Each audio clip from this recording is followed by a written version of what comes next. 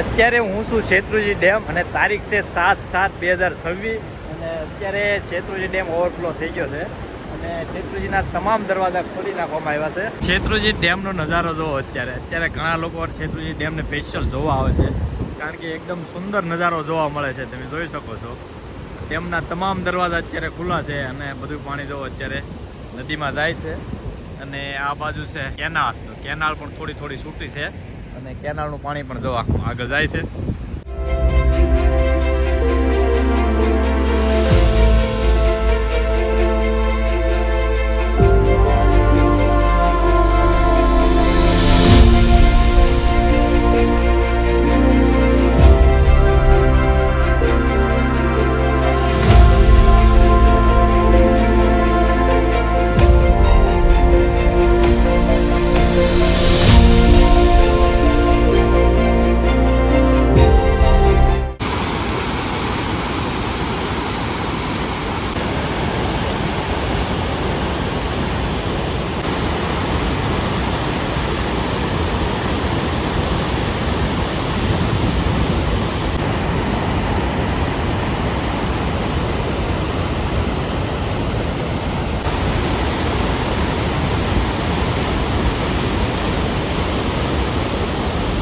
અત્યારે શેત્રુંજીના નીચેના ભાગમાં છું અને શેત્રુંજી ડેમનો નજારો તો અહીંથી પણ સરસ જોવા મળે છે અને બધા દરવાજા ખુલ્લા છે અહીંથી જોવા મળે છે. અને આ છે નદી, તો નદીનું પાણી અહીંથી આગળ દરિયામાં જાય છે.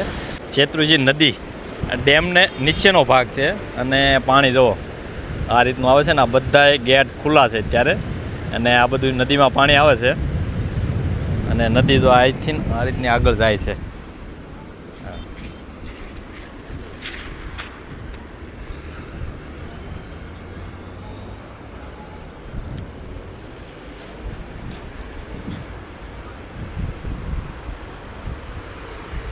શેત્રુંજી ડેમના સામેના છેડે પહોંચી ગયા છે અને અહીંથી પણ સુંદર મજાનો નજારો જોવા મળે છે અને તમને અહીંથી નજારો બતાવું કેટલો સુંદર છે. અને આ છે કેનાલ પણ છૂટી છે. તો કેનાલમાં પાણી કઈ રીતનું જાય છે તમે જોઈ શકો છો. આ સુંદર મજાનો નજારો છે શેત્રુંજી ડેમનો અને શેત્રુંજી ડેમના 59 દરવાજા છે અને આજે તમામ 59 દરવાજા ખોલી નાખવામાં આવ્યા છે કારણ કે ઉપરથી આવક પણ વધારે છે. અને અત્યારે ડેમનો નજારો જુઓ, એકદમ સુંદર ને મજા આવી જાય એવો નજારો છે. તમે જોઈ શકો છો બહાટી બોલાવે પાણી આવે છે અને તેમનો આ બ્રિજ જો. અને અહીંયા છે પાળ, થોડી વારમાં આપણે પાળની ઉપર પણ જઈશું, ત્યાંથી પણ સુંદર મજાનો આપણને શેત્રુંજી ડેમ જોવા મળશે. અને આ છે કેનાલ અને કેનાલ પણ થોડી ખુલ્લી છે તો કેનાલમાં પણ પાણી જાય છે. હવે આપણે જઈશું શેત્રુંજી ડેમની પાળની ઉપર, ત્યાંથી આખો શેત્રુંજી ડેમ જોવા મળશે.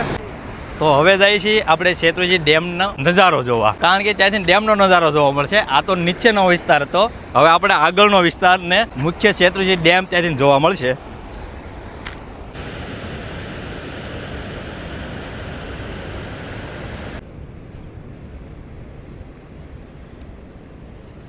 અત્યારે શેત્રુંજીની પાળ ઉપર ઊભા છે અને શેત્રુંજી ડેમ જો સુંદર મજાનો આમ નજારો જોવા મળે છે અને આખો ભીરો છે. અને અત્યારે અમે નાસ્તો કરવા બેઠા છીએ. નાસ્તામાં જો દહીં છે, થેપલા છે અને મકાઈ છે. આલુ પરોઠા છે, થેપલા ની આલુ પરોઠા. જો નાસ્તામાં જો આલુ પરોઠા છે, દહીં છે અને મકાઈ લાવ્યા. આજે વાતાવરણ એકદમ સુંદર છે અને મજા આવે એવું વાતાવરણ છે, તો ફરવાની પણ ખૂબ જ મજા આવે છે. તો આપણે શેત્રુંજી ડેમ તો જોયો, પણ હવે આપણે અહીંથી જવું હસ્તગીરી. તો હસ્તગીરી લગભગ અહીંથી 15 થી 20 કિલોમીટર દૂર છે અને સુંદર મજાનો પહાડ છે અને શેત્રુંજીના કિનારે જ છે. અત્યારે જો આ શેત્રુંજી દેખાય છે, હવે શેત્રુંજીને પહેલે પાર હસ્તગીરી ડુંગર છે અને ડુંગરથી ઉપરથી આમ સુંદર મજાનો નજારો જોવા મળે છે. અત્યારે તો એટલી ધુમ્મસ અને વાદળા છે એને કારણે પહાડ દેખાતો નથી, પણ ત્યાંથી નજારો સુંદર જોવા મળશે. તો આપણે ત્યાં જઈશું અને રસ્તો છે ને તે આખો શેત્રુંજીના કિનારે રસ્તો છે એટલે નજારો પણ સુંદર મજાનો જોવા મળશે. તો ચાલો આપણે હવે જઈએ હસ્તગીરી.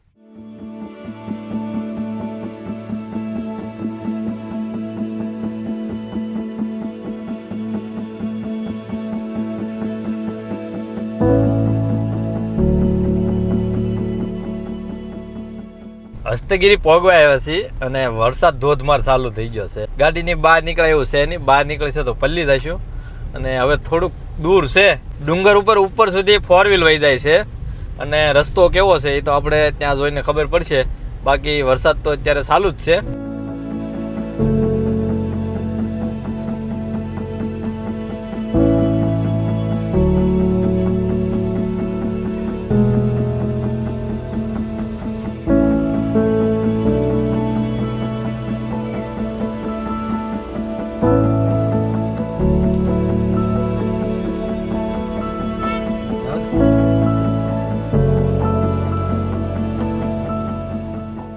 હસ્તીગીરી ડુંગરથી અડધે ચડ્યા છીએ અને અહીંથી જો આવો નજારો દેખાય છે.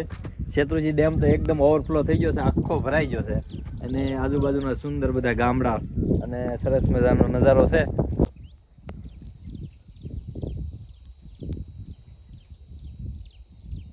સામે પથ્થર ઉપર એક મોર બેઠો છે, જો એકદમ સુંદર જગ્યાએ બેઠો છે. એક ટાંકો કરી દે ને કઈ બાર. ડુંગર ચડવામાં અડધે પોણે પહોંચ્યા છે પણ અહીંયા એકદમ વાતાવરણ બહુ મસ્ત છે. ધુમ્મસ જોઈ શકો છો, ઘડીકમાં એકદમ ધુમ્મસ આવી જાય છે, ઘડીકમાં થોડુંક ખાલું થઈ જાય છે. ગાડી મુકત છે ને. ના ના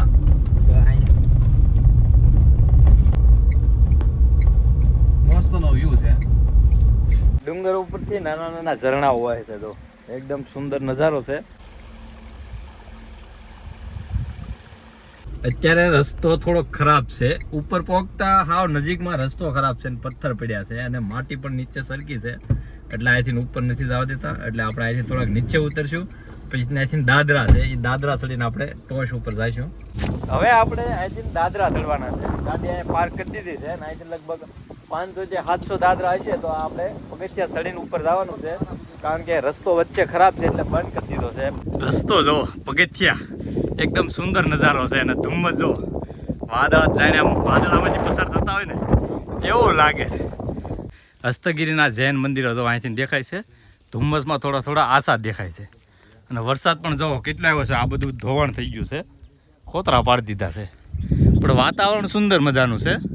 500 દાદરા ચડીને ઉપર આવી ગયા છે, થાકી ગયા 500 દાદરા, પણ વાતાવરણ એકદમ ઠંડુ ઠંડુ છે. જો પાછળ છે મંદિર અને વાતાવરણ પણ સરસ મજાનું છે.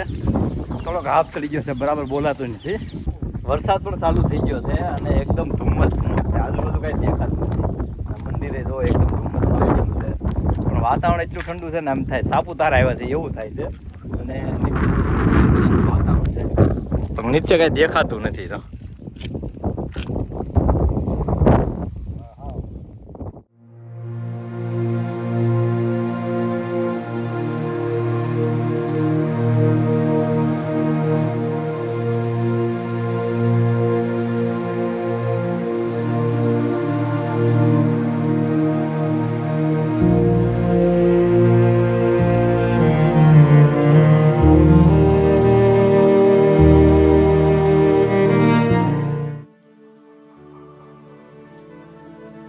પાલીતાણાના હસ્તગીરી ડુંગર પર આવેલું આ પવિત્ર મંદિર મનને અદ્ભુત શાંતિનો અનુભવ કરાવે છે. અહીંનું દિવ્ય વાતાવરણ અને ડુંગર પરથી દેખાતા મનમોહક નજારા આત્માને નવી ઉર્જા અને અનોખી પ્રસન્નતા આપે છે.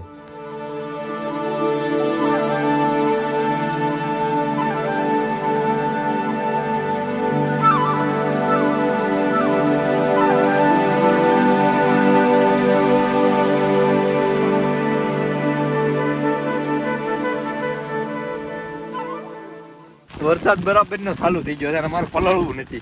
પવન એટલો છે. નવી છત્રી પાલતાને જ લીધી મુહૂર્ત થઈ ગયું છે. તું કામમાં આવી ગઈ, કારણ કે પછી અત્યારે ભીના થાવ ને તો ગાડી ભીની થશે, એટલે બાકી તો નાવાની મોજ લેવાની છે. નાવાની મોજ ની ક્યાં કરવા, પેલા જેમ છત્રી કાગડો થઈ જાય. તારા બદલે જવું છે? ના ના બદલે ઉડું જવું. હવે સીધું હેઠું તો ઉતરવું ઉતરી છે. જાય, હેઠા હાલો ઉતરી તો જાઓ. આજે દાદરો આવી ગયા તો.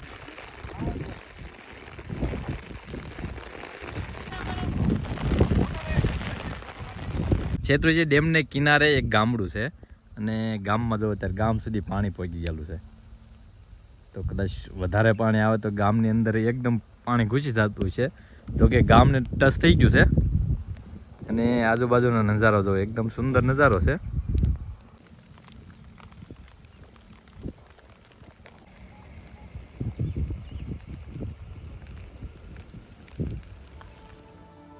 પાલીતાણા નજીક રોહિશાળા ગામે શેત્રુંજી નદીના કિનારે આવેલું આ આરસ પથ્થરમાંથી નિર્મિત ભવ્ય મંદિર ભક્તિ અને શાંતિનું અનોખું ધામ છે.